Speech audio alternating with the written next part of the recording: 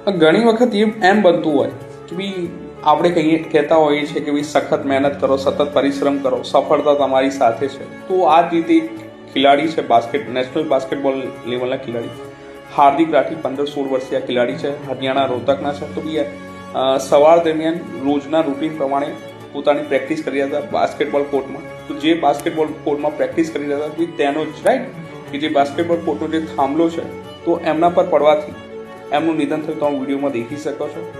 દેખો, આ પ્રકારની ઘટના માટે તમે કહી શકો કે ઘણા બધા પરિબળ જવાબદાર છે, રાઈટ, કે ભાઈ પ્રોપર મેન્ટેનન્સનો અભાવ. સાથે સાથે આ પ્રકારની ઘટના ટાળી શકાય. હવે દેખો, જે ઘટના બની ગઈ છે આ સેમ ઘટના આના પહેલાં બી એક ઘટના બની. તો તમે દેખી શકો લગભગ એક અઠવાડિયામાં આ પ્રકારની બીજી ઘટના છે હરિયાણા. બીજા બી ખિલાડી જેમનું નિધન થયું એમનું નામ અમન હતું, એમનું પણ રાઈટ તે પણ બાસ્કેટબોલના ખિલાડી હતા. તો આ પ્રકારની ઘટનાઓ ટાળી શકાય છે.